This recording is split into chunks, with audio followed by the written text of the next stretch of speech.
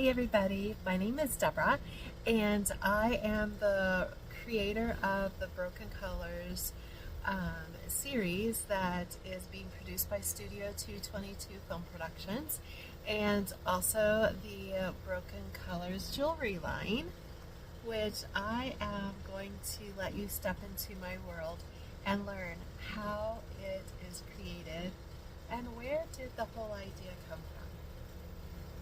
I want to challenge you with a question today.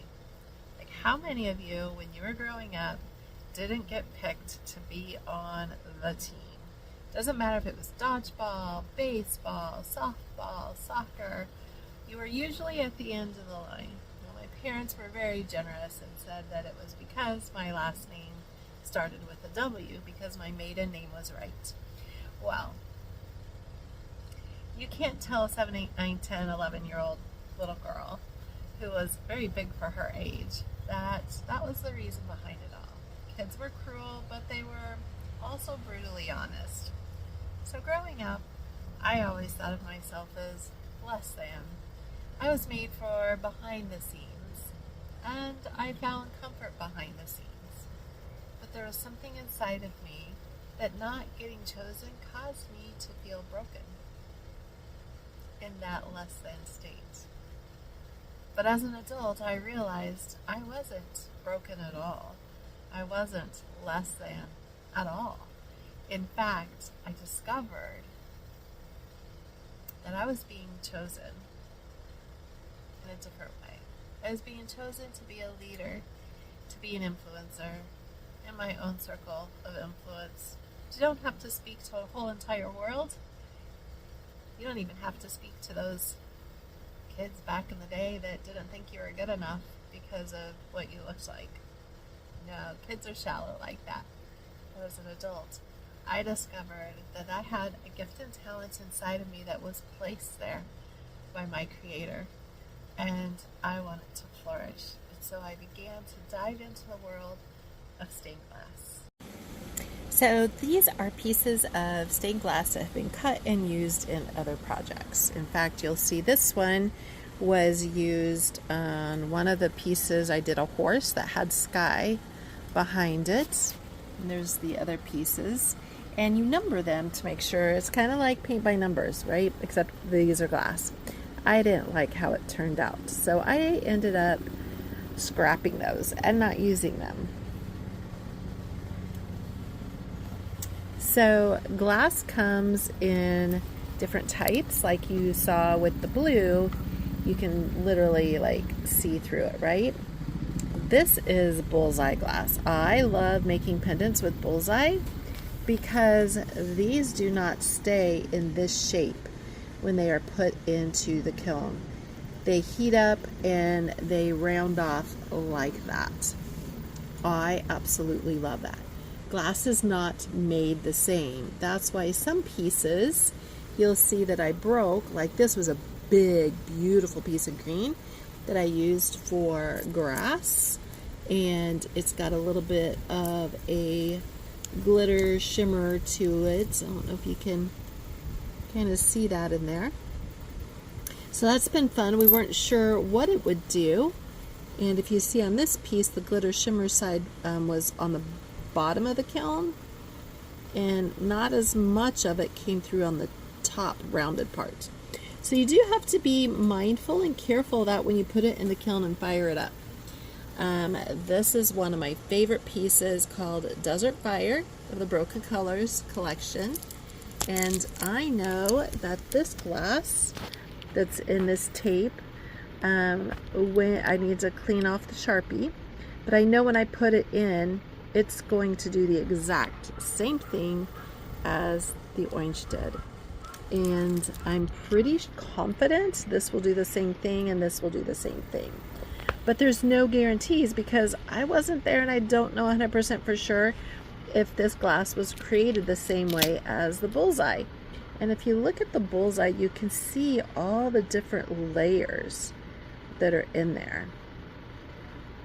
And when it heats up, glass becomes very pliable and it changes.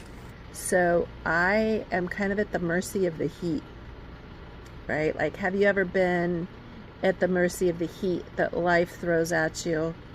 Like, drop in the comments below if you can relate at all. Like, I seriously, this last year, have gone through the fire.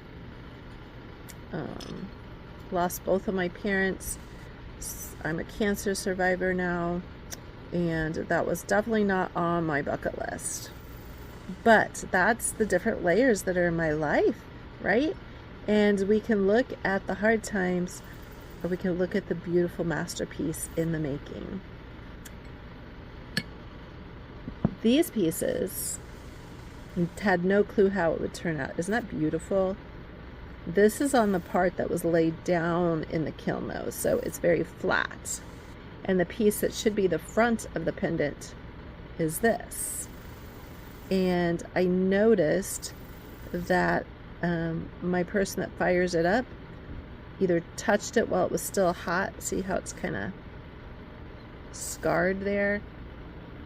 And I'm contemplating if I want to leave it scarred like that, put it back in the kiln, refire it, see what happens, or if I want to use this. This is really beautiful. And so drop in the comments, number 1. Number 2 would be refire it. So leave it, right? Leave that thing alone in life that's a little scarred. Or go ahead, throw it in the fire, soften those edges. Or just flip it, flip the script, and see what's beautiful on the other side.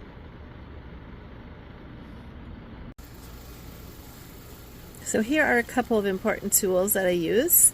This, you can dip it in oil and like run it across glass and score it, and then take some pliers and break it apart. Or you can use these little guys, and you can see where I cut a piece a little earlier. I need to kind of knock that off.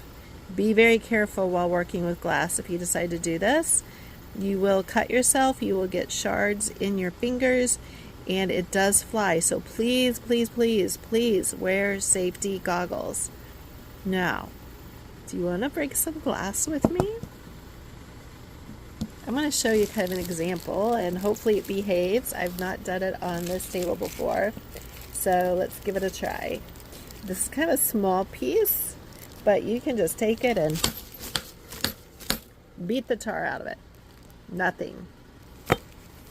So we're going to take this little tool. Actually, let me flip it this way. I'm going to close it, and I'm just going to... There we go. That's what I was looking for. Look at that. Okay. So what do we do next? Now, by breaking it in the zippy bag, we have protected our eyes. We have kept the little tiny pieces, right? And this is why. Look at that. Sometimes they turn out really cool. So I am going to leave that piece alone. Not even going to touch it. Same way with this piece here.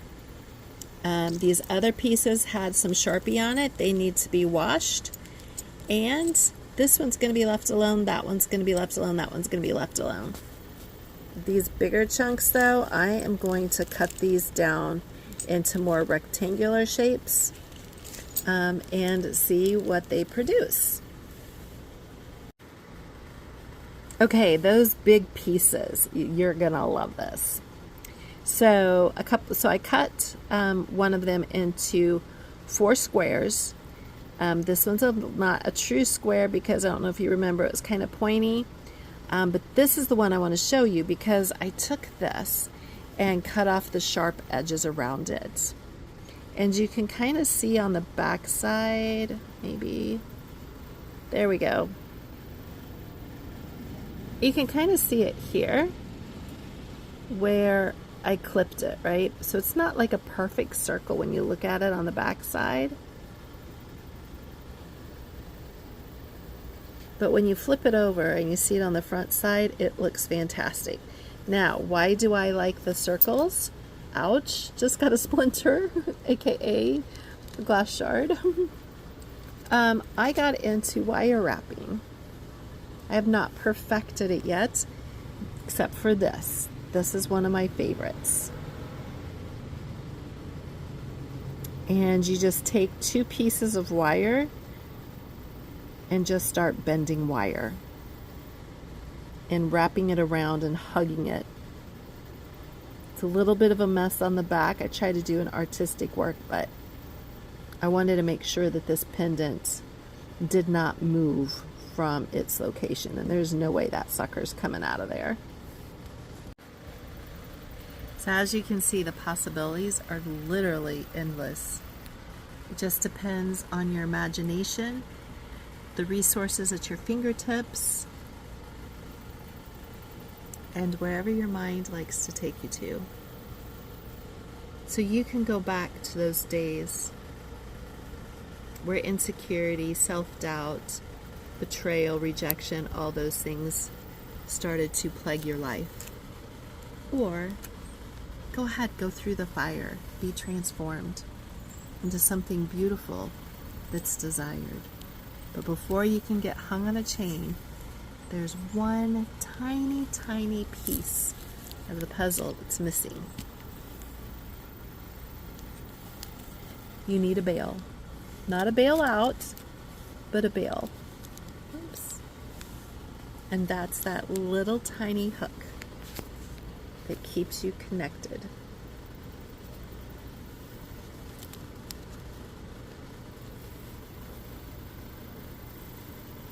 So you have to glue a bail on.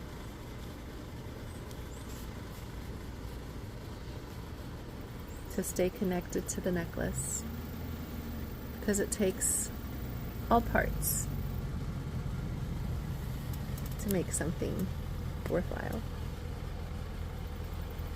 Don't despise small beginnings, because it's literally what hangs you on to the truth of how beautiful and treasured you are in life. I know I treasure you because you're here and you're watching my work, and I want to thank you for that. So if you liked what you saw, drop a heart, give me a thumbs up, and if you want to make some, go for it. And if you don't, but you want one of the pieces that I made, go for it. And let's change that image of brokenness, betrayal, rejection. Let's change it to being accepted, loved, beautiful, treasured. So my father was an American Baptist pastor, and we had stained glass in the church. And it was always so beautiful, but it was also a great distraction during some of his sermons because, let's be real, I was just a kid and I would often daydream. But the colors, they took me to another world, another place, because many of the classes, they told a story, the story of Jesus Christ. It told the stories of the angels. It told the story of heaven that's waiting for us. It told the story of our home waiting for us as we travel this place called Earth. For me, as a creative and a child learning, it was magnificent.